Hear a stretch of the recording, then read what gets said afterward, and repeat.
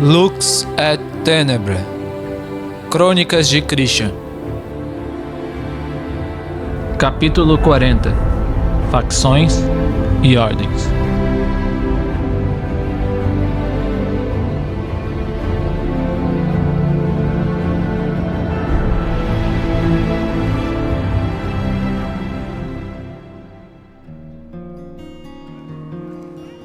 Seguiram o homem até um acampamento, onde algumas pessoas desfaziam as barracas. Outras, assim como Alexio e Lilia, guardavam tudo em suas mochilas. Outros mantinham guarda, cada um desempenhando seu papel de acordo com suas funções. Algo em comum em todos era o símbolo da facção Manibus Pax. Alguns possuíam anéis, assim como o caçador que lhes conduzia. Outros tinham anéis de outras cores em suas tatuagens. Outros, assim como Alexio e Lilia, não tinham um anel. Porém, algo que Christian percebeu era que ninguém tinha alguma estrela em suas marcas como a do homem. Christian já havia ouvido falar sobre o que significava aquela estrela. Afinal, não era uma informação sigilosa ou algo do tipo. Em todas as facções existem avaliadores. Eles avaliam o nível de habilidade que o indivíduo possui, desempenhando determinadas funções referente às suas posições dentro de uma equipe. Estas classificações contam com esse sistema de 0 estrelas, 1 estrela, 2 estrelas, 3 estrelas, 4 e 5 estrelas. A única forma de receber uma estrela era demonstrando habilidade para tal ou acumulando conquistas suficientes para esta promoção. E claro que dentro das facções, quanto maior a classificação, maior os status e o poder exercido pelo indivíduo dentro da organização.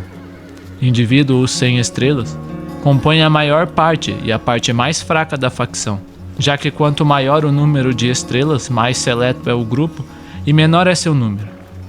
Indivíduos de 5 estrelas costumam ser raros e ocupam alto status nas facções, principalmente se tratando de eruditos, lutadores, médicos e armeiros. Sim, eruditos também eram classificados, porém, suas classificações eram vistas de forma diferente. Um erudito recebia estrelas de acordo com sua habilidade e domínio sobre as palavras de luz. Porém, sua classificação era somente para compará-lo a outros eruditos. Já que, até mesmo um erudito sem estrelas, era visto pelas facções como mais valioso do que outros papéis. Papéis estes conhecidos como opus. Por mais que alguém fosse classificado com 5 estrelas em outro opus, dentro das facções, ainda eram considerados inferiores aos eruditos em valor, mesmo que estes não tenham estrelas. Raros os casos em que os armeiros podem ultrapassar algum erudito em status, mas ainda eram inferiores aos eruditos ferreiros capazes de forjar armas com o poder da luz. Afinal, estes compunham a única força de combate entre os homens capaz de repelir as forças do exército dos corruptos. Era comum que o nascimento de novos eruditos só se desse através de relações mestre-discípulo. Porém, por mais que os eruditos fossem tão valiosos para as facções, também eram temidos por muitas das mesmas e por isso costumavam manter controle sobre as palavras de luz, já que muitos destes líderes temiam que alguém maior do que eles surgisse dentro de suas próprias facções, tomando o poder de suas mãos. Então, uma regra era estabelecida.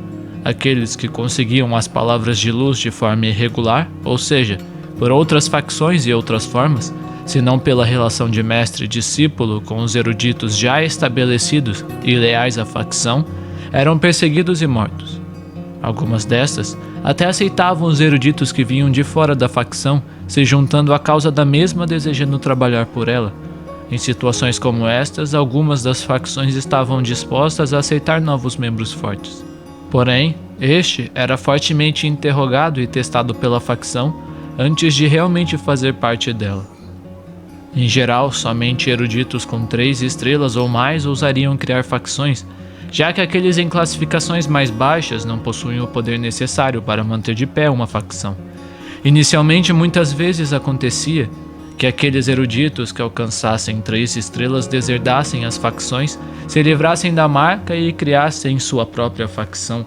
Porém, para combater esta onda de deserção, começou-se a ter o hábito entre muitas das facções de perseguir e destruir os desertores. Nestes casos, se um erudito usasse uma facção como abrigo apenas para ganhar tempo, aliados e se fortalecer para depois esfaqueá-la pelas costas, o mesmo sendo um traidor seria alvo de perseguição em massa de toda a facção. Porém, mesmo com essas medidas, muitos conseguiram se manter firmes diante das perseguições e desta forma muitas facções conseguiram surgir. Inclusive, algumas entre as mais poderosas atualmente possuem um passado semelhante. A questão era que quanto maior o número de estrelas, maior o status do indivíduo dentro da facção, e o fato do caçador à frente ter uma estrela mostrava que dentro do grupo seu status era inegavelmente alto. Quanto à forma de organizar equipes, nem todas utilizavam o mesmo método. Na verdade, inicialmente este método de organização das equipes não existia. As facções andavam como grupos que formavam multidões, peregrinando pelas terras. Porém, poucas facções hoje seguem este método, já que é muito difícil alimentar uma multidão toda de uma vez. Somente as facções que dispõem de uma boa quantidade de fortes eruditos eram capazes de manter este formato, pois não é uma tarefa fácil alimentar milhares de pessoas juntas. Hoje, até entre aquelas que não desistiram da busca por óperas lutes e não se estabeleceram em cidades, é comum que se divida e se espalhe em vários grupos organizados devido à maior eficiência. A partir de então, formou-se também o método de organização de grupos. Nem todas as facções agiam da mesma forma, porém não era difícil reconhecê-las quando em contato com suas regras e suas atitudes. Era difícil enquadrar o comportamento e as regras de todas em uma mesma caixa, já que haviam facções e facções com objetivos diferentes e pensamentos diferentes. Mas todas as facções controlavam estritamente o ensino das palavras de luz. Inicialmente este não era o caso, já que muitas tentavam ajudar todos os seus membros a usar o poder da luz. Porém, as facções mais gananciosas começaram a colocar pressão sobre estas, que eram a minoria, e logo aquelas facções que não controlavam estritamente o ensino das palavras de luz se tornavam alvo de outras, que faziam de tudo para derrubá-los. Com isso, houve o surgimento de novas organizações. Estas não eram como as facções, as ordens. Elas eram minoria e iam contra a ideia do controle estrito das palavras de luz. Ensinavam a todos sobre a luz e eram alvos de perseguição incansável de todas as facções. A diferença entre as ordens e as facções eram seus ideais, tanto que já houveram ordens que, perdendo os ideais de vista, aderiram ao sistema das facções e facções que, aderindo ao sistema de ordens, se tornaram ordens. As ordens, em sua maioria, eram compostas por pequenos grupos, envolvidos em nadar contra a grande maré de ganância das facções. Enquanto as ordens buscavam espalhar a luz, as facções escolhiam guardá-la para si. Porém, o que muitos não percebiam é que não estavam só escondendo de outros, mas de si mesmos, caindo e se atolando em trevas.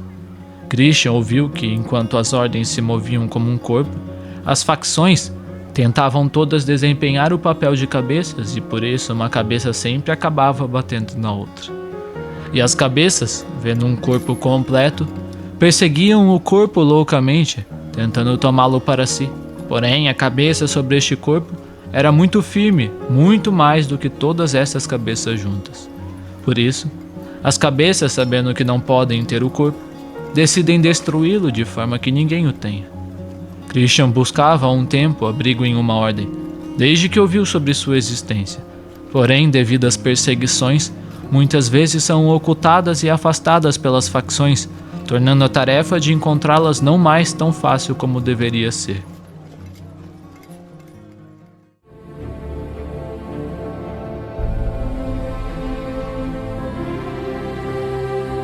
Próximo capítulo: Sucessor.